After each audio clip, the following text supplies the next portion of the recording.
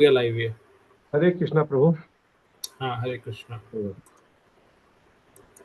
तस्य एव हतो प्रयतेत कोविद च लभ्यते यत् भ्रमातम उपरि यद तत् लभ्यते दुखवत अनेता सुखम कालेन सर्वत्र गंभीर हंसा। जो व्यक्ति वास्तव में बुद्धिमान तथा तत्व ज्ञान में रुचि रखने वाले हैं, उन्हें चाहिए कि वे उस सार्थक अंत के लिए ही प्रयत्न करें जो उच्चतम लोक ब्रह्मलोक से लेकर निम्नलोक पाताल लोक तक विचरण करने से भी प्राप्त नहीं है। जहां तक इंद्रिय भोग से प्राप्त होने वाले सुख की बात है, तो यह कालक्रम से स्वतः प्राप्त होता है। जिस प्रकार हमारे न चाहने पर भी समय आने पर हमें दुख प्राप्त होते हैं। तात्पर्य, प्रत्येक मनुष्य प्रत्येक स्थान में विभिन्न प्रयासों से अधिकाधिक इंद्रिय भोग प्राप्त करने का प्रयास कर रहा है। लोग व्यापार, उद्योग, आर्थिक विकास, राजनीतिक वर्चस्व आदि में लगे हुए हैं, तो कुछ लोग सकाम कर्मों में रत हैं, जिससे अगले जन्म में वे उच्चतर लोकों में जाकर सुख भोग सकें। ऐसा कहा जाता है कि चंद्रमा के निवासी सोमरस पीकर अधिक इंद्रिय भोग करने में समर्थ हैं और को पार करने से पितृलोक की प्राप्ति होती है।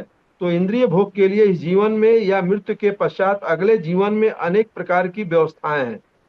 कुछ लोग मशीनों द्वारा चंद्रमा या अन्य लोकों तक पहुंचने का प्रयास कर रहे हैं, क्योंकि वे बिना पुण्य कार्य किए ही इन लोकों में पहुंचने की इच्छुक हैं। लेकिन ऐसा होने वाला नहीं है। परमेश्वर के नियम के अनुसार कोटि के जीवों को। हरे कृष्णा प्रभु जी, रुकिएगा। हरे कृष्णा प्रभु। नेक्स्ट ज्ञानेंद्र माता जी, आप पढ़िएगा। हरे कृष्ण प्रभु जी। परमेश्वर के नियम के अनुसार विभिन्न कोटि के जीवों को उनके द्वारा किए गए कर्मों के अनुसार ही उन्हें विभिन्न लोकों की प्राप्ति हो सकती है। जैसा कि शास्त्रों में कहा गया है, केवल पुण्य कर्म से ही मनुष्य के जन्म अच्छे कुल में हो सकता है और उसे ऐश्वर्य, उत्तम शिक्षा तथा अच्छा स्वरूप प्राप्त हो सकता है। हम यह भी देखते हैं कि इस जन्म में भी उत्तम कर्म से ही मनुष्य को अच्छी शिक्षा या संपत्ति प्राप्त होती है। इसी प्रकार हमें उत्तम कर्म के द्वारा ही अगले जन्म में मनवांछित पद प्राप्त होते हैं। अन्यथा ऐसा ना होता तो दो व्यक्ति एक ही समय तथा एक ही स्थान में उत्पन्न होकर भी भिन्न भिन्न पद को पाते। यह पूर्व कर्म के कारण है, लेकिन ऐसे सारे भौतिक पद अस्थायी हैं। यहाँ तक कि सर्वोच्च ब्रह्मलोक तथा निम्न तल का पाताल में भी ये पद हमारे कर्मों के अनुसार ही बदलते रहते हैं। दार्शनिक प्रवृत्ति वाले व्यक्ति को चाहिए कि ऐसे परिवर्तनशील पदों के लिए लोभ में न आए। उसे आनंद तथा ज्ञान का स्थायी जीवन प्राप्त करने का प्रयत्न करना चाहिए, जिससे उसे पुनः इस कष्टप्रद भौतिक जगत में या अन्य किसी लोक में फिर से ना लौटना पड़े। सुख तथा मिश्रित सुख इस भौतिक जीवन के दो लक्षण, ये दोनों ही ब्रह्मलोक तथा अन्य लोक में भी पाए जाते हैं। ये देवताओं के जीवन में भी पाए जाते हैं, शूकर कुकर के जीवन में भी। समस्त जीवों के दुखों तथा सुखों में गुण तथा परिणाम का अंतर रहता है, लेकिन कोई ऐसा नहीं जो जन्म मृत्यु जरा व्याधि से मुक्त हो। इसी प्रकार सबका सुख भी नियत है, चाहे कोई कितना ही प्रयास क्यों ना कर ले। किसी को ये वस्तुएं ना तो कम ही ना अधिक मिलेंगी, यदि मिल भी जाएं तो पुनः चली जाएंगी। अतएव मनुष्य को इन व्यर्थ वस्तुओं में समय नहीं गंवाना चाहिए। उसे तो केवल भगवान के पास वापस जाने के लिए प्रयास करना चाहिए। यही हर एक के जीवन का लक्ष्य होना चाहिए। हरे कृष्ण। हरे कृष्णा। हरे कृष्णा माता जी, धन्यवाद। ओके, तो सभी भक्तों ने हमेशा की तरह कुछ ना कुछ अंडरलाइन किया होगा, कुछ आपको इम्पोर्टेंट लाइन लगी होंगी। तो मैं वापस से हैंड्स डाउन कर रहा हूँ सबके। आप अपने हैंड्स अप कर सकते हैं एंड फिर आप उस हिसाब से बोलेंगे। रेखा माता जी, ये सब बताइए। माता जी आप म्यूट हैं। हरे कृष्णा प्रभु जी। यस माता जी बोलिए। जो व्यक्ति वास्तव में बुद्धिमान है और तत्व को जानने की रुचि रखते हैं बहुत ज्यादा, उनको चाहिए कि पहले वो सार्थक अंत के लिए प्रयत्न करें, कि हमारा कर्म ऐसे करें जिससे अंत जीवन हमारा अच्छा हो। और एक हमने ये देखा कि ऐसा कोई भी नहीं जो कि जरा व्याधि और जन्म मृत्यु से मुक्त हो। ये चीजें सबको ही भोगनी पड़ती हैं, सब करते हैं, किसी में कम होता है, किसी में ज्यादा होता है। यस अंत में हमको इसका सार ये समझ में आया कि हमें जो है वो ये भाव रखना चाहिए, मनुष्य को व्यर्थ की चीजों में समय नहीं गंवाना चाहिए, बल्कि ये होना चाहिए भगवान की प्राप्ति के लिए, भगवान प्राप्ति के, भगवान के उस शरण में जाना चाहिए, हमें वही वापस जाना है उनके घर में। इसलिए जीवन का यही उद्देश्य होना चाहिए। यस थैंक यू माता जी। हरे कृष्णा प्रभु। हरे कृष्णा। नेक्स्ट संजय प्रभु जी। हरे कृष्ण प्रभु जी, दंडवत हरे प्रणाम। कृष्णा प्रभु जी दंडवत प्रणाम। जो सेकंड पैरा है, इनफैक्ट बुक पर सेकंड पेज है, केवल पुण्य कर्म से ही मनुष्य को अच्छे कुल में जन्म, ऐश्वर्य, उत्तम शिक्षा तथा सुंदर रूप प्राप्त हो सकता है। हम ये भी देखते हैं कि इस जन्म में भी उत्तम कर्म से ही मनुष्य को अच्छी शिक्षा या संपत्ति प्राप्त होती है। इसी प्रकार हमें उत्तम कर्म के द्वारा ही अगले जन्म में मनोवांछित पद प्राप्त होते हैं। अन्यथा ऐसा ना होता कि दो व्यक्ति एक ही समय तथा एक ही स्थान पर उत्पन्न होकर भिन्न भिन्न पद पाते। इनफैक्ट ये एंड तक बिल्कुल इंटरेस्टिंग है, मैंने सारा अंडरलाइन किया है, बट ये चीज क्लियर हो जाती है कि हम कहते हैं कि उसके जीवन में सुख क्यों है और हमारे जीवन में दुख क्यों है। दूसरे का सुख ज्यादा दिखता है और अपना दुख ज्यादा दिखता है। कारण यही है एक्चुअली कि पूर्व कर्म ही इसके लिए रेस्पॉन्सिबल है। करेक्ट। हरे कृष्ण प्रभु जी। हरे कृष्णा, धन्यवाद प्रभु जी। नेक्स्ट जयप्रकाश प्रभु जी। हरे कृष्णा प्रभु जी। यस हरे अभी कृष्ण। संजय प्रभु जी ने बोला उसके पहले की जो लाइन है, परमेश्वर के नियम के अनुसार विभिन्न कोटि के जीवों को उनके द्वारा किए गए कर्मों के अनुसार ही उन्हें विभिन्न लोकों की प्राप्ति होती है। करेक्ट। तो और कोई भक्त कुछ बोलना चाहता है, क्योंकि आप सब और किसी का हैंड रेज नहीं है। हरे कृष्णा प्रभु जी। यस प्रभु जी हरे कृष्णा। इसमें जैसे चंद्रमा के बारे में बताया गया है कि अगर उच्चतर अच्छे काम करेंगे तो ही दूसरे लोकों में जैसे चंद्रमा वगैरह में जा सकते हैं। लेकिन अभी ये चंद्रलोक के लिए भी यान पहुंच ही गया चंद्रमा पर, और सूर्ययान भी L1 के नाम से छोड़ा जा चुका है। तो क्या इससे मैच करता है जैसा ये लिखा गया है उससे? अच्छा, आपका जिज्ञासा है आपकी। जी ठीक है प्रभु जी, करते हैं जिज्ञासा पे बात। पहले और भक्तों को ऐड करने दीजिए, क्या बोलना चाहते हैं इस श्लोक में जो उन्होंने पढ़ा। मनोरमा माता जी आप बताइए। हरे कृष्णा प्रभु जी। हरे कृष्ण। यहाँ पे पहली लाइन में ही बताया हुआ है कि प्रत्येक मनुष्य मतलब अत्यधिक इंद्रिय भोग प्राप्त करना चाहता है। कुछ लोग तो व्यापार में, कुछ लोग उद्योग में, कुछ आर्थिक विकास में तथा कुछ राजनीति में करना चाहते हैं। तो कुछ लोग जो है सकाम कर्म करते हैं, जैसे क्या नाम, कुछ लोग सकाम कर्म करते हैं, उसकी वजह से लोग उच्चतम लोकों में जाते हैं, लेकिन वहां भी सुख भोग करके भी फिर मृत्यु लोक में आना ही पड़ता है उनको भोगने के लिए। कर्मों का बंधन उनको फिर भी रहता है। ठीक है माता जी, थैंक यू।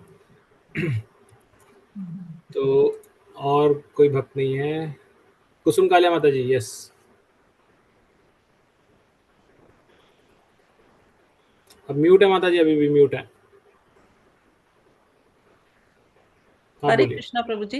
दार्शनिक प्रवृत्ति वाले लोगों को चाहिए कि ऐसे परिवर्तनशील पदों के लोभ में ना आए, उसे अनंत तथा ज्ञान का स्थायी जीवन प्राप्त करने का प्रयत्न करना चाहिए, जिससे पुनः इस कष्टित भौतिक जगत में न लौटना पड़े।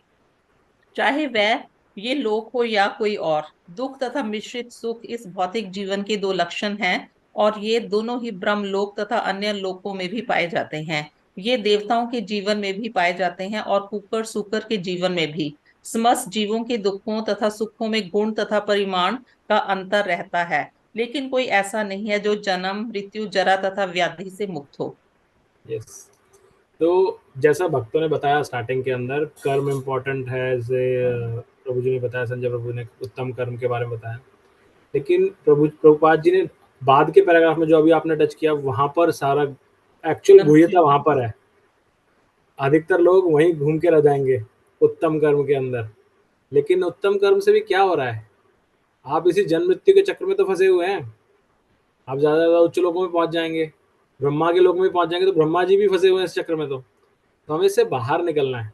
वही प्रभुपाद जी आगे बता रहे हैं कि इसमें तो आपको सुख दुख लगा रहेगा, और सुख दुख, और प्रभुपाद जी ने एक बहुत अच्छा शब्द यूज किया जो अभी आपने लाइन पढ़ी उसमें, दुख तथा क्या लिखा है? दुख तथा मिश्रित सुख। वहां पे दुख और सुख क्यों नहीं लिखा हुआ? दोनों कंबाइंड। नहीं, कोई बताना चाहेगा क्यों ऐसा लिखा प्रभुपाद जी ने? हरे कृष्णा प्रभु। यस प्रभु जी, हरे कृष्णा। क्योंकि इन संसार में दुख ही है, पर दुख में थोड़ा सा सुख मिल जाता है तो हम उसको सुख अनुभव कर लेते हैं। करेक्ट। तो क्या है कि सुख है ही नहीं यहाँ पर, इसलिए क्यों नहीं है सुख यहाँ पर? ये कहाँ से कंफर्म होता है कि सुख नहीं है यहाँ पर? दुखालयम अशाश्वतम 8.15। यस यस, सबको याद है भगवत गीता दुखालयम अशाश्वतम 15वें अध्याय के अंदर आता है। 8th चैप्टर प्रभु। 8th चैप्टर में, नॉट 15, सॉरी, थैंक यू। उसका 15वां श्लोक आ ब्रह्म भवना लोका, वही है ना प्रभु जी? मामुपेत्य पुनर्जन्म दुखालयम अशाश्वतम। तो ये 2 श्लोक लाइन से आते हैं, उसमें ये बताया गया, भगवान ये बोलते हैं कि ये जो जगत है ये दुखालय है। और अगर आपको याद हो, हमने इस पर चर्चा की है कि जो आलय, दुख आलय का मतलब क्या है? दुख जहां पर मिलता है। जैसे पहले चर्चा की हमने, क्या? मदिरालय, मदिरालय में क्या मिलेगा? मदिरा। पुस्तकालय में पुस्तक, भोजनालय में भोजन, विद्यालय में विद्या। इसी तरह से दुखालय में क्या मिलेगा? दुख। तो फिर सुख कहां से मिल जाएगा यहाँ पर? अब कोई मदिरालय में जाकर के बोलेगा कि मुझे भोजन दे दो, तो नहीं मिलेगा। भोजनालय में जाकर बोलेगा विद्या दे दो, विद्यालय में विद्या नहीं मिलेगी। तो ये हम गलती कर रहे हैं कि हम दुखालय में जाके सोच रहे हैं सुख मिलेगा। इसलिए प्रभुपाद जी ने भी यहाँ शब्द क्या लिखा है? दुख तथा मिश्रित सुख। मिश्रित सुख का अर्थ क्या है? दुख का अभाव होना हमें सुख लगता है। इसके लिए प्रभुपाद जी ने बहुत अच्छा एग्जाम्पल कई बार दिया है कि जो व्यक्ति समुद्र में डूब रहा हो, या स्विमिंग पूल में जो व्यक्ति डूब रहा हो, वो जब डूब रहा होता है, तो जब एक बार वो पानी के प्रेशर से बाहर निकलता है, तो वो उसको जान में जान आती है, लेकिन वो वापस से डूबने लगता है उसके बाद। तो जो उसका वो मोमेंटरीली एक फेज आता है जब वो बचना लगता है और उसे आनंद की अनुभूति होती है, वो आनंद नहीं है, वो उस डूबने वाले दुख की कमी है कुछ सेकंड के लिए, वो वापस से डूबेगा उसी में। तो हमारे इस दुखालय में हम दुख में ही डूबे रहेंगे हमेशा, लेकिन वो अभाव की वजह से, इसलिए उसको बोला गया मिश्रित सुख। तो ये प्रभुपाद जी यहाँ बताते हैं। तो इंपॉर्टेंट क्या है कि हमें इस जन्म मृत्यु के चक्र से बाहर निकलना है, ये सबसे इंपॉर्टेंट है। हमें ये नहीं देखना कि हम उत्तम कर्म करें और इसी वजह से हम हमें अच्छी ऐश्वर्य मिलेगा, उच्च शिक्षा मिलेगी, अच्छा स्वरूप मिलेगा। ये सब फोकस नहीं है हमारे, ये बाई प्रोडक्ट है।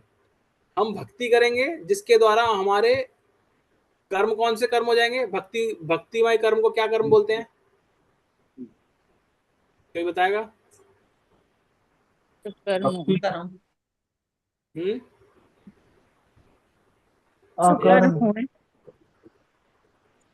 एक करके बोलिए। अकर्म। ओके, और क्या नाम है इसका? अकर्म के अलावा और क्या बोलते हैं इसको?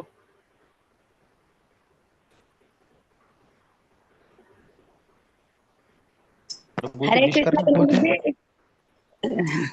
यस बिमला माता जी, बोलिए। सकाम कर्म प्रभु जी। तो विक्रम और कर्म और अक्रम। हाँ नहीं, ये माता जी, ये तो 3 तरह के कर्म हैं, लेकिन हाँ। इसमें भक्तिमय कर्म कौन सा होता है? एक नाम बताया गया, अकर्म। अकर्म, हाँ। और संजय प्रभु जी, आप बताइए क्या कह रहे थे?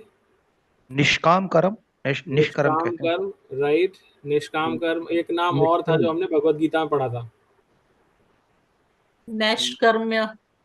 नैष्कर्म्य नैष्कर्म्य नहीं पढ़ा हमने भगवत गीता में, लेकिन एक्चुअल में कृष्णमय कर्म आता है उसमें, राइट। तो क्या अर्थ है इसका? अकर्म, निष्काम कर्म या कृष्णमय कर्म, इन सब का अर्थ क्या है कि आप अपने लिए नहीं कुछ कर्म कर रहे हैं, आप भगवान के लिए कर रहे हैं। कृष्णमय कर्म का क्या? उसमें सेंटर में भगवान है। तो जब हम ऐसे कर्म करते हैं तो उससे क्या होता है? हमें उस कर्म का फल नहीं मिलता। क्योंकि अगर आप अच्छे कर्म करें, या कि नहीं कि सकाम कर्म करें या उत्तम कर्म करें या फिर बुरे कर्म करें, दुष्कर्म करें, क्या हो रहा है इन दोनों केस में? दोनों केस में आपने जो अर्न किया है उसको भुगतने के लिए आना पड़ेगा, जन्म लेना पड़ेगा। आपने बुरे कर्म किए हैं तो बुरे कर्मों का फल भोगने आना पड़ेगा, और अच्छे कर्म किए हैं जो यहाँ लिखाया गया है कि आपको स्वर्ग लोक में मिलेगा, सोमरस का पान करेंगे या ब्रह्मा के लोक में चले जाएंगे, तो ये सब क्या है? वो अच्छे कर्म किए हैं तो आपको वो स्वरूप अच्छा चाहिए, वो अच्छी शिक्षा जो चाहिए, उच्च शिक्षा, इसको भोगने के लिए तो आना पड़ेगा ना। तो आप इस चक्कर से बाहर नहीं निकलेंगे।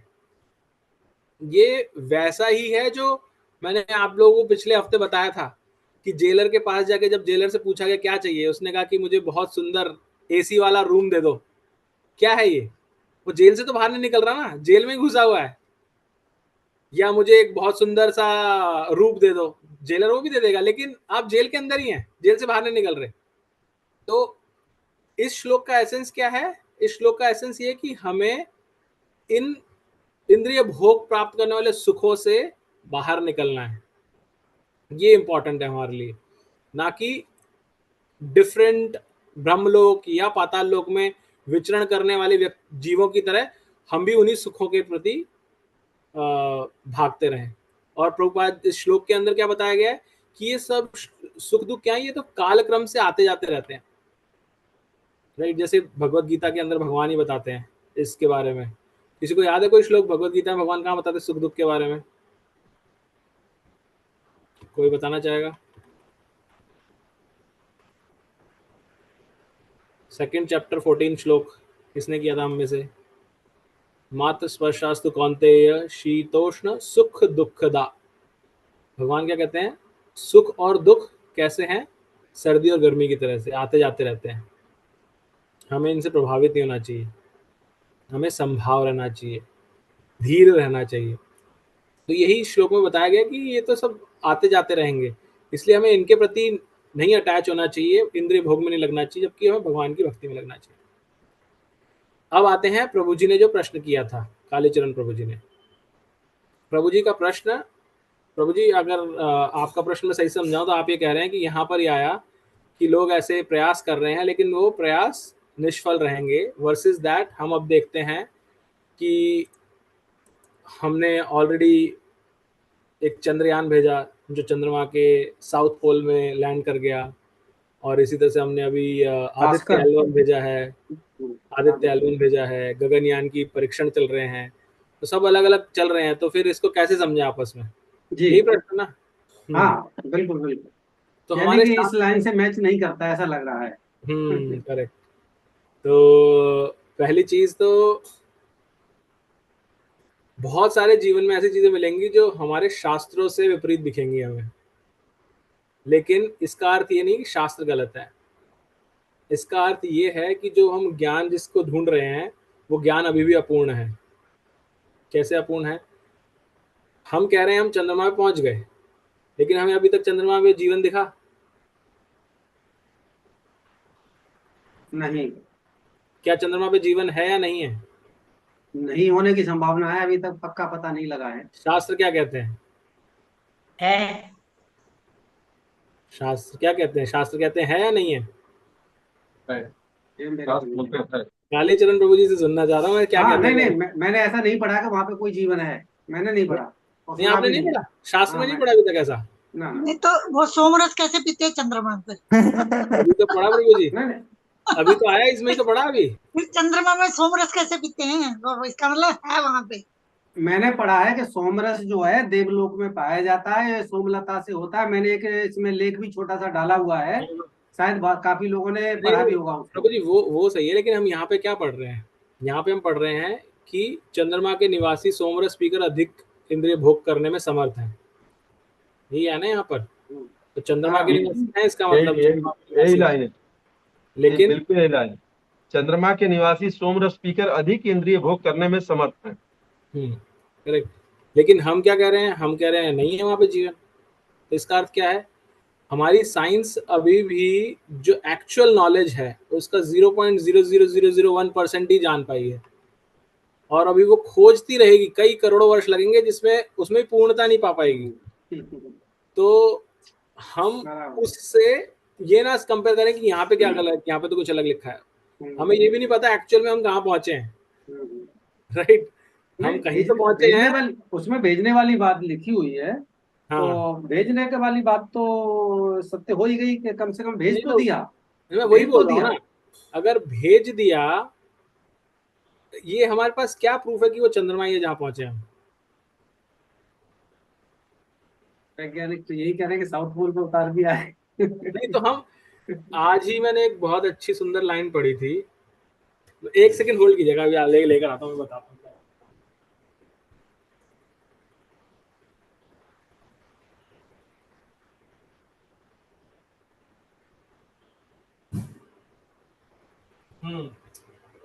ये मेरे पास एक कैलेंडर है भगवत गीता पे आधारित, आपको पता नहीं दिख रहा है नहीं दिख रहा है यहाँ पर। इसमें एक लाइन लिखी हुई है, मैं फोटो भेजूंगा ग्रुप के अंदर। मेरे को जैसे आपने बोला ना अभी, उससे मुझे एकदम से क्लिक कर गया। इस पे लिखा हुआ है, ध्यान से सुनिए, इंग्लिश में है, there is no scientific proof that you exist. इसका कोई वैज्ञानिक प्रूफ को क्या बोलेंगे? सबूत, एविडेंस, प्रमाण नहीं है। इसका कोई वैज्ञानिक प्रमाण नहीं कि आप एग्जिस्ट करते हैं, आप हैं, लेकिन scientific proof exist because you exist. वैज्ञानिक प्रमाण एग्जिस्ट करते हैं क्योंकि आप हैं, राइट। तो हम क्या कह रहे हैं कि वैज्ञानिक तो ऐसा कह रहे हैं, वैज्ञानिक तो ऐसा कह रहे हैं। तो ये इंपॉर्टेंट है, क्योंकि हम हैं तो हम ही से तो विज्ञान बना है, राइट। और वो हम, क्योंकि हम अपूर्ण है इसलिए वो विज्ञान भी अपूर्ण है, वो पूर्णता है ही नहीं उसके अंदर। तो जैसा हमने स्टार्टिंग में बात की थी कि हमें हमेशा पूर्ण श्रद्धा होनी चाहिए हमारे शास्त्र के अंदर कि ये जो है यही पूर्ण ज्ञान है, और इसके प्रमाण है बहुत सारे। साइंस करती रहेगी डिस्कवरीज, बहुत सारी चीजें करेगी, लेकिन तब भी वो पूर्णता को प्राप्त नहीं कर पाएगी, क्योंकि हम खुद ही अपूर्ण हैं जब तक हम सरेंडर नहीं करेंगे, राइट।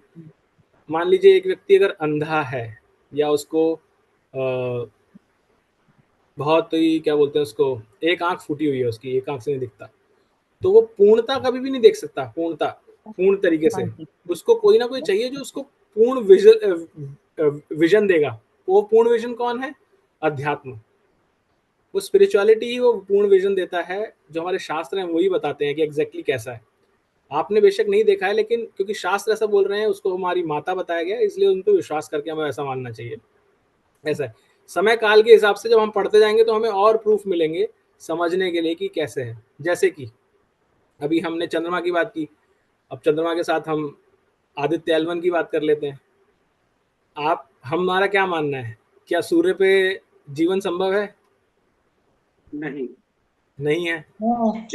लेकिन शास्त्र क्या प्रभु जी है। शास्त्र क्या कहते हैं? है। आग भी कुछ नहीं कर सकती है आत्मा का। लेकिन अब प्रभु जी, कालीचरण प्रभु जी, ये तो चलो हमने तात्पर्य में पढ़ा था, हम ये कह सकते हैं तो प्रभुपाद जी ऐसे लिख के चले गए, शास्त्र में कहाँ लिखा है ऐसा? ये तो आप शास्त्र बोल रहे हो, तो शास्त्र में लिखा होना चाहिए, श्लोक होना चाहिए। लेकिन सूर्य के लिए तो श्लोक है, भगवद गीता का 4था अध्याय उठाइए, पहला, दूसरा, तीसरा श्लोक पढ़िए, उसमें लिखा है ना। तो उसमें तो दे रखा है कि सूर्य लोक के राजा हैं, मतलब लोक नहीं, मतलब वहां तो पूरा राज्य का हाल चलता है। और हम सोच रहे हैं कि वो तो एक वो है, आग का बोला है, सिर्फ वो फट जाएगा, एक दिन खत्म हो जाएगी आग, तो क्या अंधेरा हो जाएगा सब जगह। तो ये हमारी लिमिटेड अंडरस्टैंडिंग है, क्योंकि हमें नहीं पता, इसलिए हमने थ्योरीज डेवलप कर रखी हैं, अपने सिद्धांत बना रखे हैं जो कि अपूर्ण है, क्योंकि हम भी अपूर्ण हैं। ठीक है, तो ये हमने इस श्लोक पर प्रभु जी। यस माता जी, हरे कृष्णा। प्रभु जी, मैंने प्रभुपाद जी की जो छोटी किताबें है ना, उसमें वो अन्य ग्रहों की सुगम यात्रा उसमें पढ़ा था। उसमें प्रभुपाद जी बताते हैं कि जो अन्य ग्रहों में जीवन है, और उनका जीवन ऐसा है उन वहां के वातावरण के हिसाब से ही। जैसे कि हमारे जैसे लोग अगर सूर्य पे जाएंगे तो हम तो जा ही नहीं सकते, दूर से ही जल जाएंगे।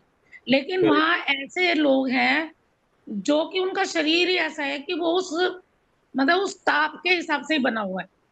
करेक्ट। और ऐसे ही चंद्रमा पे है। तो प्रभुपाद जी कहते हैं कि जो ये साइंटिस्ट कहते हैं कि भाई हम वहां जा रहे हैं, इतना पैसा व्यर्थ करते हैं, इतना समय बर्बाद करते हैं, वहां जाने का कोई फायदा नहीं है। गए और हाथ लगा के आ गए। अगर हम इसी शरीर में वहां रहना चाहें तो हम नहीं रह सकते। उसके लिए हमें आध्यात्मिक रूप से, मतलब वहां जन्म लेके उनके हिसाब से ही शरीर धारण करना होगा, तो ही हम वहां के सुख भोग सकते हैं। इस शरीर में रहते हुए वहां हम रह ही नहीं सकते। मतलब वो जो जाते हैं साइंटिस्ट, इतना अरेंजमेंट करके जाते हैं, इतना कुछ लेके जाते हैं कि उनको पता होता है कि इतने ही दिन रह सकते हैं बस हम। और अगर हम वास्तव में मतलब वो चाहते हैं कि भाई हम हमारे, तो हमें वैसा शरीर धारण करना होगा, तभी हमारा अस्तित्व होगा वहां, अदरवाइज नहीं। यस, ये पढ़ा था। बिल्कुल सही बता रहे हैं माता जी। उसी में बताया था प्रभुपाद जी, एग्जाम्पल देते हैं और साथ में क्या बोलते हैं प्रभुपाद जी, एग्जाम्पल देते हैं कि आप समुद्र में देखिए, समुद्र में मछली रहती है, उसका शरीर भगवान ने निर्माण ऐसा किया है कि वो पानी में रह सकती है, लेकिन उसको बाहर निकालो तो क्या बचपन में पढ़ते हैं, बाहर निकालो तो मर जाएगी, बोलते हैं ना कि बाहर निकालते मर जाएगी, क्योंकि उसका शरीर है ही नहीं इस धरातल पे रहने के लिए। और हमारा उल्टा है, हमें पानी में डाल दो हम मर जाएंगे पानी के अंदर जाकर के।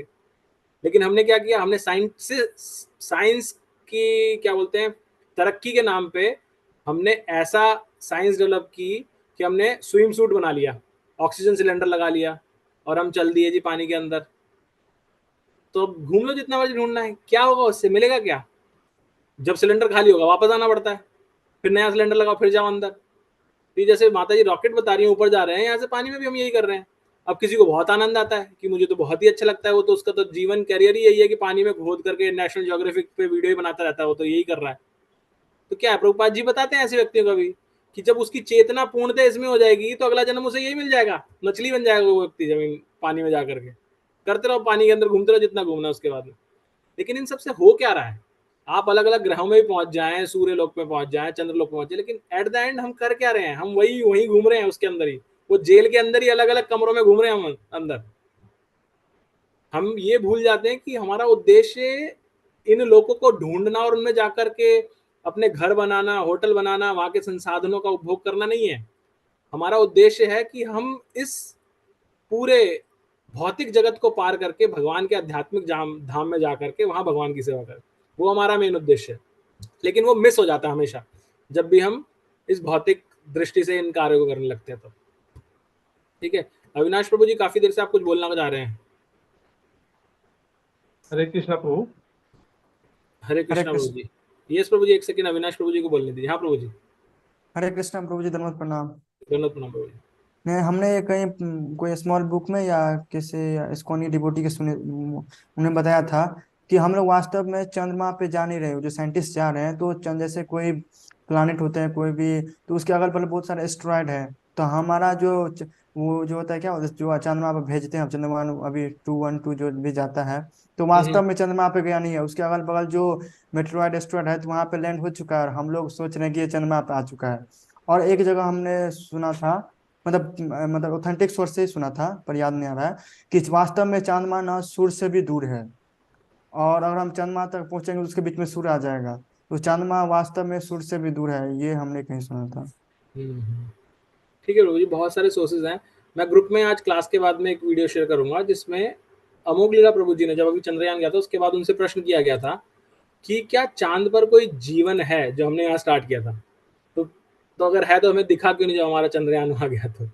तो इस पे उन्होंने कुछ अपने विचार रखे हैं, तो आप सब उसको सुनिएगा, तो थोड़ा सा आपको लाभ मिलेगा उससे। ठीक है, नेक्स्ट प्रभु जी आप कुछ बोल रहे थे, जयप्रकाश प्रभु जी। यस, अभी मेरे सामने एक किताब है, ये कर्मों प्रकृति के नियम, प्रकृति के नियम। इसमें एक लाइन है पेज नंबर 32 पे, जब ईशोपनिषद परमेश्वर का वर्णन सर्वोच्च शरीर रहित तथा सर्वज्ञ के रूप में करती है, तो इससे ईश्वर तथा हमारे बीच के अंतर का पता चलता है। हम देहधारी, अतएव मेरा शरीर मुझसे भिन्न है। जब मैं इस शरीर को त्यागता हूं तो ये धूल बन जाता है, जैसा कि बाइबिल कहती है, तू धूल है और इसी धूल में तू मिल जाएगा। किंतु मैं धूल नहीं हूं, मैं तो आत्मा हूं, इसलिए तू का अर्थ शरीर है। तो जैसे कि ये कहने का तात्पर्य मेरा ये है कि अभी साइंस, क्योंकि जिस सेक्टर में मैं काम करता हूं उसमें आता है बार बार अमेरिकन वैज्ञानिक का, आज भी वैज्ञानिक इस शरीर को 1% से ज्यादा नहीं जान रहे हैं, और उस 1% के वजह से पूरे विश्व में सबसे बड़ा सेक्टर आपका जो है मेडिकल हेल्थ सेक्टर है, सिर्फ 1% से। तो जब हम इस शरीर को ही 1% ज्यादा नहीं जान रहे हैं तो ब्रह्मांड तो एक बहुत बड़ी चीज होगी प्रभु जी। तो यही तो विश्वास है। करेक्ट। हरे कृष्णा प्रभु जी। हरे कृष्णा। ओके, आगे बढ़ते हैं हम। एक श्लोक और लेते हैं। आज थोड़ा क्लास लेट स्टार्ट हुई है तो थोड़ा लेट चलेगी। जो भक्त अगर नहीं कंटिन्यू कर पाए तो आप मूव कर सकते हैं, कोई दिक्कत नहीं है। आप बाद में रिकॉर्डिंग सुन सकते हैं। नेक्स्ट जो भक्त पढ़ना चाहते हैं वो हैंड रेज कर लीजिए प्लीज।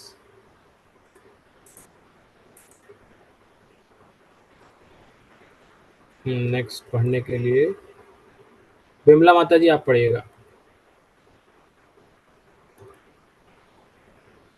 हरे कृष्ण प्रभु जी। हरे कृष्ण माता जी।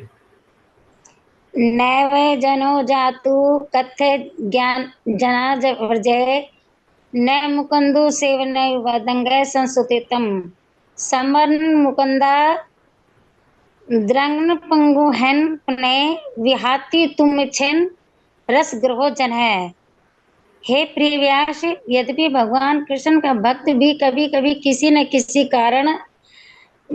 कारण से नीचे गिर जाता है, लेकिन उसे दूसरों सैकराम ग्रामियों आदि की तरह बहुत चक्कर में नहीं आना पड़ता है, क्योंकि जिस व्यक्ति ने भगवान के चरण कमलों का आस्वादन एक बार किया है वह उस आनंद को पुनः पुनः स्मरण करने के अतिरिक्त और कुछ नहीं कर सकता है। तात्पर्य,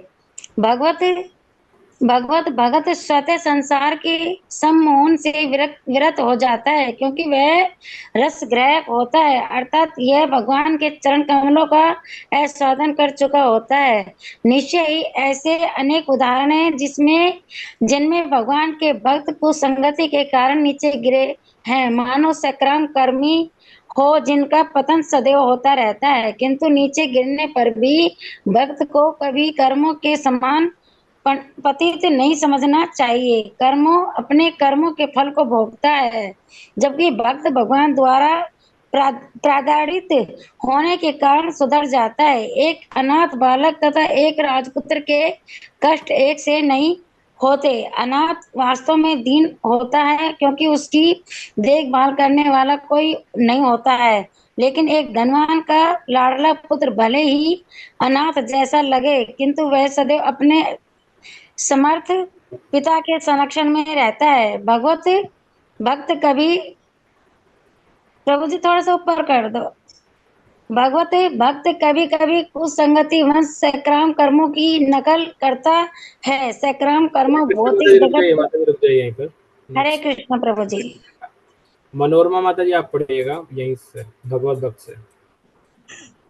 भगवत भक्त कभी कभी कुसंगति वश सकाम करने की नकल करता है। सकाम करनी भौतिक जगत पर अपना प्रभुत्व जताना चाहता है। इसी प्रकार एक नव जिज्ञासु भक्त भी मूर्खतावश भक्ति में सेवा के बदले कुछ भौतिक शक्ति संचित करने की सोचता है। ऐसे अल्पज्ञानी भक्तों को कभी कभी स्वयं श्री भगवान कष्ट में डाल देते हैं, और यदि वे विशेष अनुग्रह करते हैं तो उसका सारा भौतिक सामान कर लेते हैं।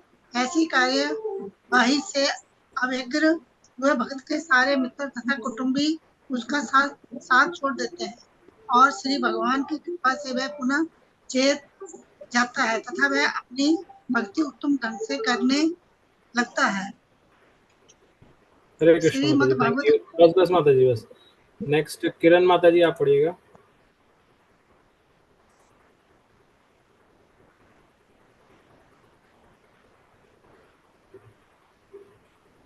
आवाज नहीं आ रही माता जी आपकी।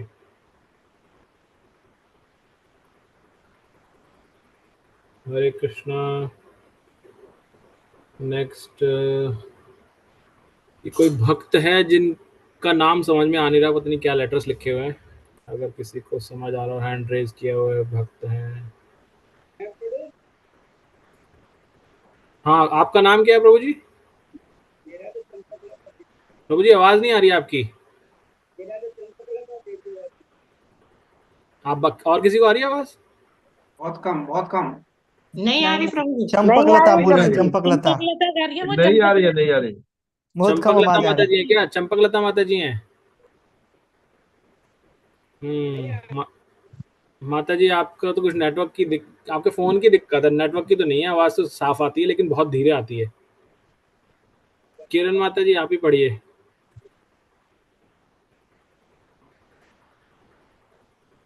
इनके भी आवाज नहीं आ रही। राजरानी माता जी आप पढ़िए।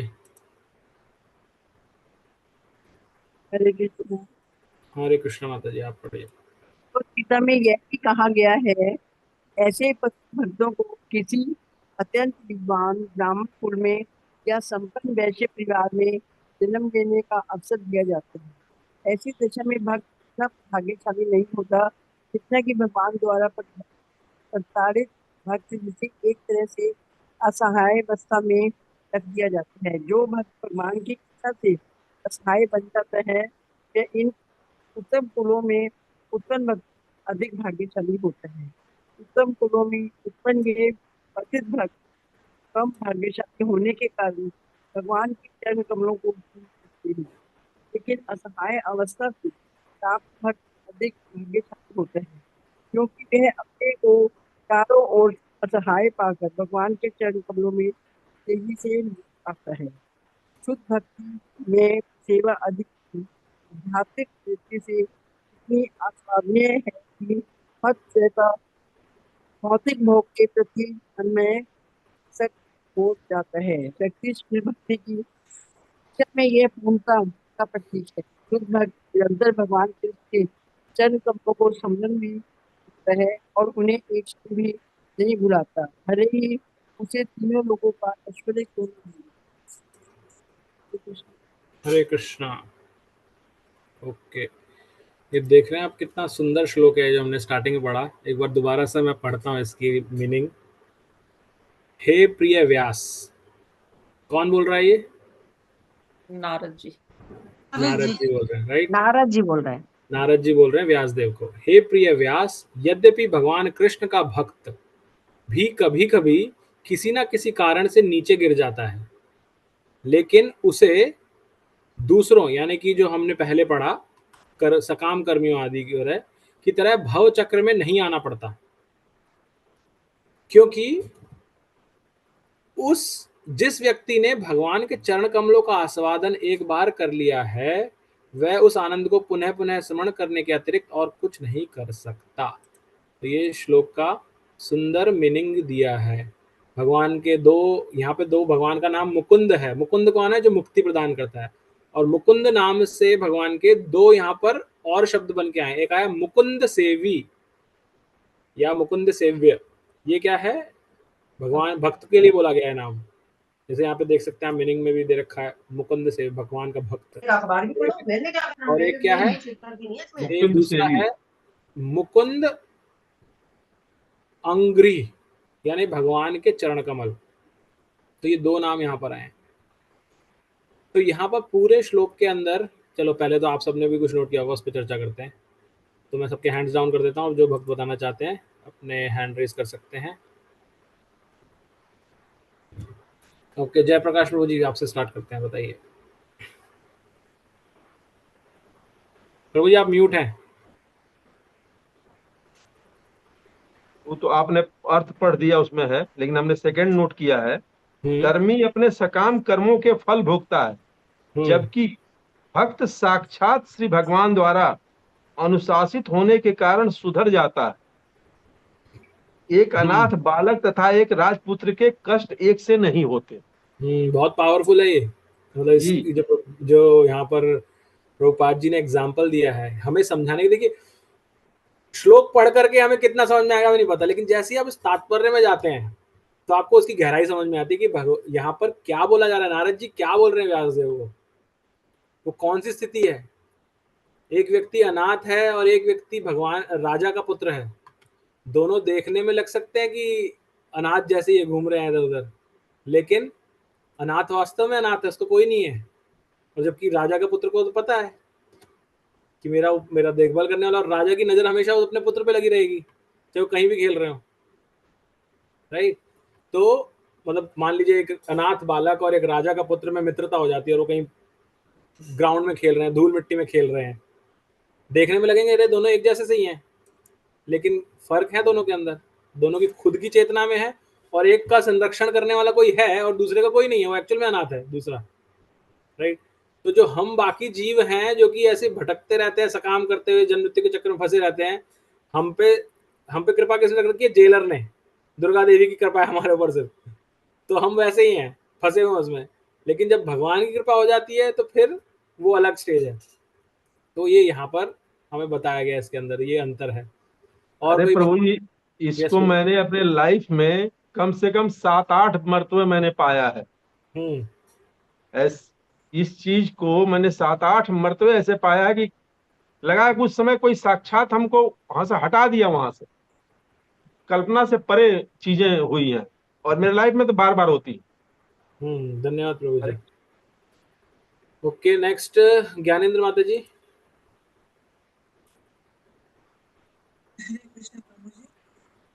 श्लोक में उन्होंने विशेष रूप से ये बताया है कि हम अगर भगवान के भक्ति में या सेवा में लगे भी रहते हैं और लगे हुए हम कुसंगति के कारण या किसी भी कारण नीचे गिर भी जाते हैं, तो हमारी चेतना में कहीं ना कहीं पीछे ईश्वर का प्रभाव रहता है जो हमें पुनः उठा लेता है। जैसे उन्होंने ये कहा है कि भगवान उसको सुधारते हैं, प्रताड़ित करके सुधारते हैं उसको, फिर उसको अपनी दिशा में लाते हैं।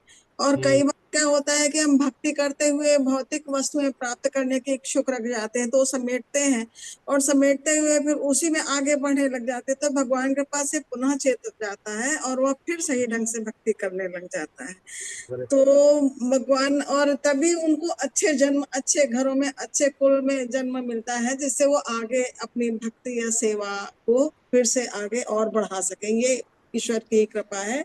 तो ये हमारी आध्यात्मिक प्रगति होते जाती है उससे।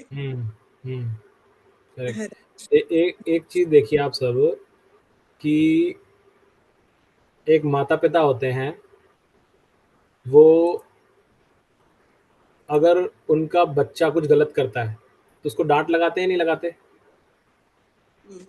लगाते हैं। लेकिन अगर कोई सड़क पे चल रहा है और वही बदतमीजी वही सड़क पे चलने वाला व्यक्ति कर रहा है, उसको लगाते हैं? बच्चा ही हो बेशक, लगाएंगे उसको डांट? नहीं लगाएंगे, कोई फर्क नहीं पड़ता उनको, कोई फर्क नहीं पड़ता, राइट। तो लेकिन जो सड़क पे चलता है वो कुछ कर रहा है, अगर वो कुछ गलत कृत्य कर रहा है तो बेशक उस जिन माँ बाप की हम बात कर रहे हैं वो टोक नहीं रहे उसको, लेकिन आगे पुलिस वाला खड़ा होगा जो उसको पकड़ लेगा, रोक लेगा, राइट। मतलब घर में से अगर बच्चा, आपका बेटा या लड़की स्कूटर या मोटरसाइकिल कुछ भी चला रही है, एक्टिवा चला रही है बिना हेलमेट के निकली, तो आप डांट लगा सकते हैं, अरे हेलमेट क्यों नहीं लगाया, हेलमेट लगाओ, राइट। रोज रोज बोलते तुम्हें, तुम रोजाना भूल जाती हो या भूल जाते हो, तो वो पहन के चलेगा। लेकिन सड़क पे ऐसे कोई जा रहा है, आप उसको नहीं टोकेंगे, लेकिन उसको टोकने के लिए भी कोई खड़ा है, वो पकड़ लेगा, उसकी पर्ची काटेगा वहां पर। तो उसके केस में क्या हो रहा है, उसका वो कर्म हो रहा है ऐसा, इसलिए उसको कर्म का फल मिल रहा है। लेकिन यहाँ पर क्या है, यहाँ पे आप ऐसे माता पिता उस पर विजिलेंस है, तो अपने बच्चे पे आप उसको टोक रहे हैं वहीं पर, लेकिन उसके बाद भी गलत करेगा तो आप ध्यान देंगे और आगे जाके गिरेगा तो कहेंगे देख कहा था ना, हेलमेट नहीं लगाया तूने। आप ऐसा कुछ करना चाहेंगे। तो यही फर्क है भगवान के संरक्षण में कार्य करना। जो भगवान का भक्त है उसको ऐसे हमेशा भगवान संरक्षित करते हैं। ऐसे हम कई आचार्य सुन रहे थे, वो बताते हैं भगवान को अपने भक्त के अंदर ना इतना सा भी अहंकार बिल्कुल पसंद नहीं है। क्योंकि जैसे पेरेंट्स को होता है ना अपने बच्चे को एकदम परफेक्ट बनाना है कि मेरा बच्चा सबसे अच्छा हो, उस तरह से भगवान को अपने भक्तों का भी यही है कि मेरे भक्त एकदम A1 भक्त होने चाहिए।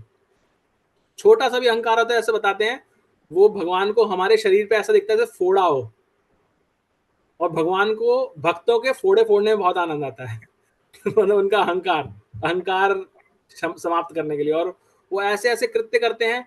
आप लीलाएं देखिए, नारद जी, कौन सी लीला ऐसी अहंकार वाली नारद जी की, जब भगवान ने नारद जी को सिखाई बंदर, जब बंदर का मुंह दे दिया, राइट, सब जानते हैं।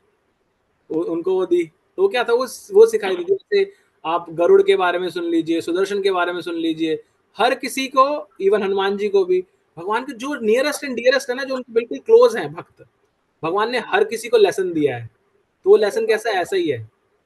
वो राजपुत्र समझिए, राजपुत्री समझिए, उनको एकदम क्लोज लेसन देना। तो ये तो है नंबर 1। दूसरी चीज क्या है इस पूरी इसमें, कि यहाँ पर जो भगवान तात्पर्य प्रभुपाद जी बता रहे हैं, भगवान जो ये सीख देते हैं ना, ये भगवान बहुत हार्ड वे में देते हैं, पुचकार के नहीं देते। भगवान उसको बहुत ही कठोरता के साथ देते हैं उसको सुधारने के लिए, और उसको ऐसा असहाय कर देते हैं। और वो क्यों करते हैं ऐसा? क्योंकि भगवान जानते हैं, और इसीलिए यहाँ पर आगे जाकर के प्रभुपाद जी ने भगवत गीता में जो आगे आते हैं 6ठे अध्याय का, जो मैंने आपको उस दिन बताया था, 40 से 45 श्लोक पढ़ेंगे, उसमें यही आते हैं श्लोक जो यहाँ बताए गए हैं, उत्तम कुल में जन्म लेना और ब्राह्मण कुल में जन्म लेना। लेकिन प्रभुपाद जी क्या बता रहे हैं, ये जो भगवान के भक्त हैं, जो भगवान के एकदम क्लोज्ड भक्त हैं, जो भी गिर सकते हैं, उनको वो कुल की प्राप्ति नहीं होती, उनको बहुत ही डिफिकल्ट सिचुएशन मिलेगी। जैसे फॉर एग्जाम्पल, किसी भी एक व्यक्ति को आप देख सकते हैं कि धनवान कुल में पैदा हुआ, लेकिन उसके अगेंस्ट में जब हम यहाँ देखें हमारे नामाचार्य हरिदास ठाकुर,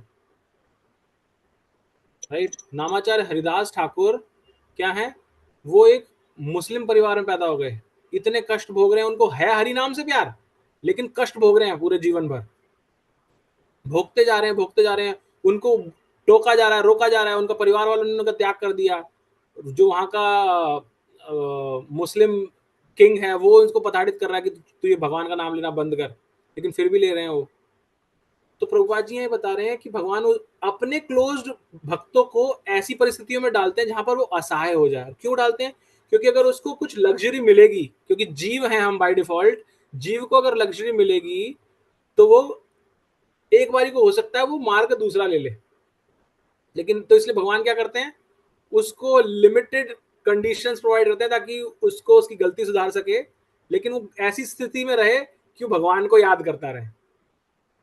ऐसा जैसे नामाचार्य का बताया मैंने, हरिदास ठाकुर का, नारद जी की जो हम बता रहे हैं अभी, जो आगे स्टोरी आएगी अगले अध्याय के अंदर, स्टोरी आएगी नारद जी की, जिसमें नारद जी स्वयं ये कहेंगे कि मेरी माता को जब भगवान ने अपने पास बुला लिया वापस, तो मेरे पे एक आशीर्वाद प्राप्त किया है, क्योंकि माता ही थी उनकी जिनकी वजह से बंधे हुए थे वो, और जैसे ही माता चली गई उनके जीवन से तो वो निकल गए विचरण करने के लिए, तो भगवान ने क्या किया, उनको भी असहाय बना दिया। ऐसे बहुत होंगे, आप कहीं ना कहीं देखेंगे अपने जीवन में भी, आपकी कभी ऐसी परिस्थितियां होंगी जब आप असहाय हो गए होंगे, लेकिन वो भगवान की कृपा है। और यही असहायता इसी भगवत गीता भागवतम के अंदर हम जब शायद 8वां या 9वां अध्याय आएगा, जब कुंती महारानी की प्रार्थना आएंगी, वहां पर आएगी वापस से यही। तो ये बहुत ही high level of matured consciousness है, या चेतना कहेंगे, जब हम भगवान की ऐसी विपत्तिमय जो हमारे लिए संयोग बन रहा है ना, उसको कहेंगे भगवत कृपा है मेरे ऊपर। ये मेरे साथ हुआ है प्रभु जी, पिछले 2 जुलाई को 2022 में। हाँ जी। अभी पिछले 2021 में तो जो वाइफ गुजर गई कोरोना में, तो मैंने अपने बालक को दिल्ली में समझाया कि देखो ये तुम लोगों का 2 नंबर के वजह से घटना घटी है। जिस लेडीज को कभी तबीयत खराब नहीं हुआ, सर्दी खांसी बुखार नहीं हुआ, वो अचानक से किसी की मदद करने आई और तुम लोगों ने जाने अनजाने हॉस्पिटल में कर दिया। आज उसका नतीजा ही, हर वक्त बात आई गई चली गई। लेकिन 2 जुलाई को मेरे बालक जो है, बनारस में काम करते थे आपका नगर निगम में, प्रधानमंत्री आवास योजना में मेढाक पे, तो उनको अच्छा खासा पैसा मिलता था सैलरी के अलावा, तो वहां से एक एसी लेके आए 2 जुलाई को, और एसी घर में रख करके वो और मेरा एक रिश्तेदार था उस समय, ये लोग वॉशिंग मशीन चला करके एसी सामने रख दिए, वॉशिंग मशीन चला के दोनों लोग चले गए। मैं लेटा हुआ था अपने बिस्तर पे। आधे घंटे बाद इन लोग जाने के बाद देख रहा हूँ पूरे रूम में पानी पानी, वॉशिंग मशीन का पानी आ गया था, और वो एसी नीचे रखी तो वो भीगा हुआ था। तो मैंने कहा खराब होगा, उसको लगा मैं उठाने, उसी मेरे कूल्हे की हड्डी टूट गई। अब उसके बाद मैंने अब असहाय हो गए, तो इन लोगों को फोन किए, लोग आए, कहे पापा क्यों उठाया? हमने कहा तुम 2 नंबर की चीज दोबारा लाए हो, तुम्हारी मम्मी गई तुमको पता नहीं चला, फिर तुमने कर दिया, ये आज उसी का नतीजा है। हॉस्पिटल ले गए, डॉक्टर ने पेन किलर लगाया और उसके बाद तमाम दवाई लिखा, और एक्सरे करने के बाद हमने उनसे पूछा डॉक्टर से कि इस जो मेडिसिन आप लिखे इसका क्या पर्पज है। हमने अपने बालक से कह दिया मुझे मेडिसिन नहीं लेना, मैं अपने ही प्रोडक्ट से अपना इलाज करूंगा। 4 महीना बाद जब ठीक हो गए, जब गए medical college head of department के पास, तो उन्होंने देखा, कहा कि इस उम्र में कूल्हे की हड्डी जुड़ती ही नहीं है, आप चल कैसे रहे? तब मैंने अपने बालक की तरफ देखा, और उसी समय आपके इस गीता का जो है मेरे जीवन में 2 जुलाई के बाद सितंबर अक्टूबर में ये आपका इस प्रादुर्भाव हुआ मेरे जिंदगी में, और तब से मैं निरंतर, और वो सोच लीजिए कि जो डॉक्टर कह रहा है, साइंस कह रहा है, कह जुड़ता ही नहीं है। आज सब लोग कहते हैं अरे तो चल फिर रहे, सब कुछ नॉर्मल है, जबकि एक मेडिसिन मैंने नहीं लिया। तो यही पदार्भाव ही है। भागवतम आना था, गीता आनी थी, और इस रूप में आ गई। आज हमारे लिए मतलब सब कुछ नगण्य है इसके अलावा। हरे कृष्णा प्रभु। थैंक यू प्रभु जी। तो यही हमारे राजरानी माता जी, आप कुछ कहना चाह रहे हैं? हाँ प्रभु जी, मेरे साथ भी, हेलो। हाँ माता जी बोलिए। साथ भी कुछ ऐसा था जैसे प्रभु जी बता रहे थे कि 2021 में मेरे को गोल्ड ब्लेडर का मैं ऑपरेशन कराने गई थी डॉक्टर के यहाँ। तो वो मेरी हार्ट के साथ जुड़ी हुई थी थैली। जैसे ही ऑपरेशन हुआ मेरे को हार्ट अटैक आ गया। हॉस्पिटल वालों ने बोला कि डेड पे हुए हैं, हमको बाईपास सर्जरी करनी पड़ेगी। उसी बेटा रात को 10:30 बजे मूसा रोड पे नरसिंह भगवान का मंदिर है, वहां गया।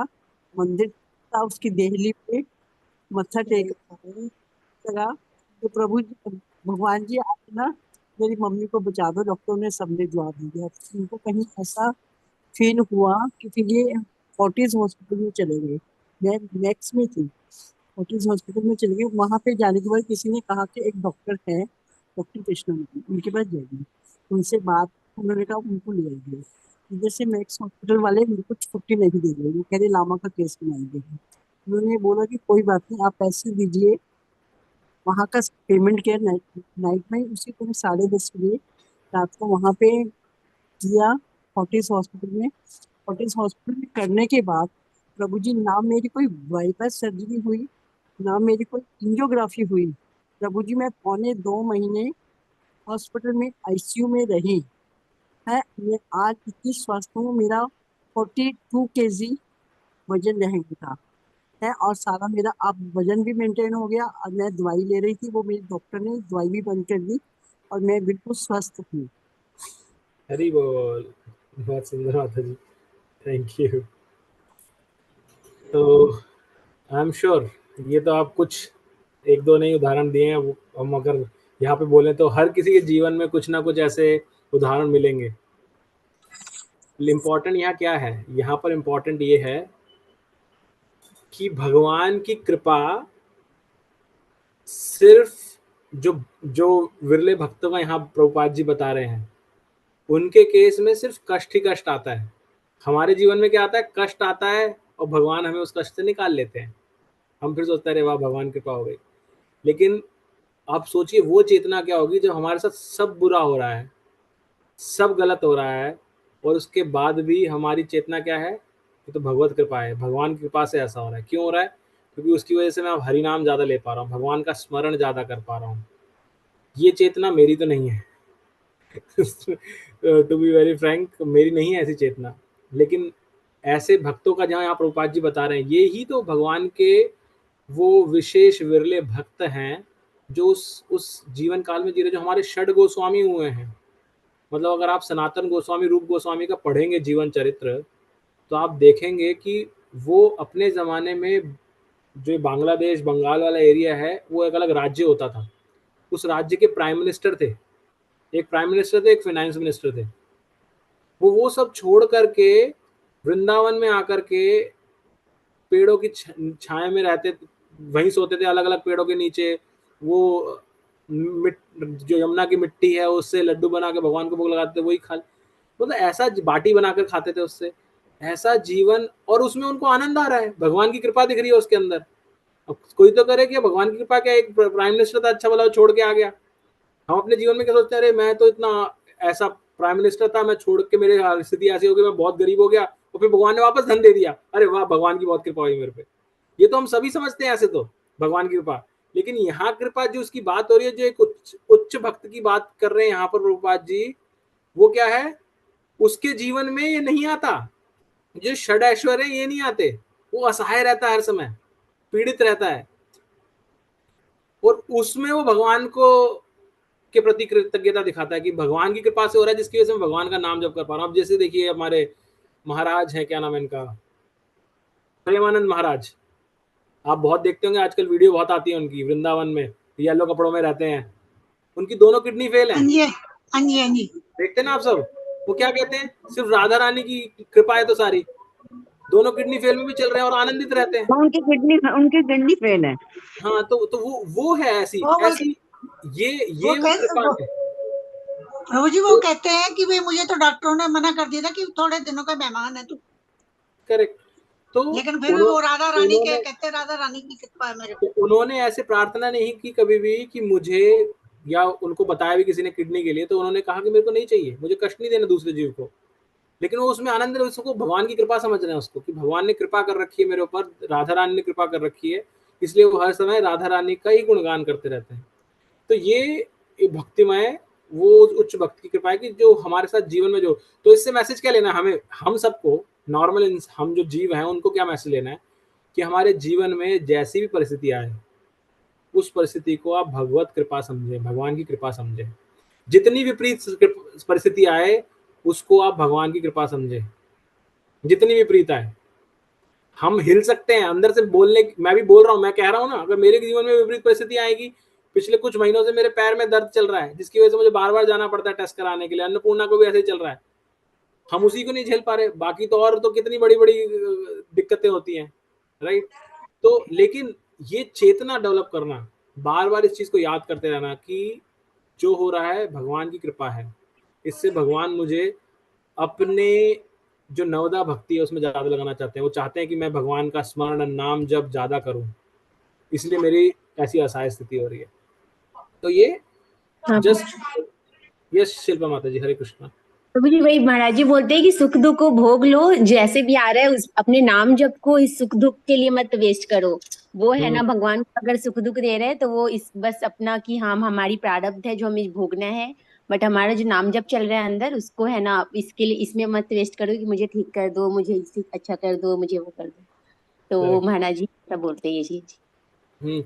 हमारे गुरु महाराज हैं इजोलिनस गोपाल कृष्ण गोस्वामी महाराज, उनको देखिए आप, मतलब इतना स्वास्थ्य उनका गड़बड़ाया रहता है, उसके बावजूद भी वो हर जगह यात्रा करते रहते हैं, ट्रैवल करते रहते हैं, भक्तों को जाकर के, उनका ऑब्जेक्टिव यही है प्रचार करना, जो उनके गुरु महाराज ने उनको बोला है, प्रचार करना, मंदिर निर्माण करना, लोगों को ज़्यादा ज़्यादा बुक डिस्ट्रीब्यूशन के लिए प्रेरित करना। तो वो एक जगह टिकते ही नहीं है, उनका स्वास्थ्य भी इतना गड़बड़ा रहता है, हर थोड़े दिनों में महाराज हॉस्पिटलाइज हो जाते हैं, कुछ ना कुछ उनका इलाज होना होता है इसलिए। लेकिन वो, उनका ऑब्जेक्टिव क्लियर है कि मेरे पे तो भगवत कृपा है, जो जीवन में मिला हुआ है मुझे तो बस प्रभुपाद जी के मिशन में देना है इसके अंदर, और लोगों को प्रेरणा देते रहना है। तो ये भाव हमारे अंदर होना जरूरी है।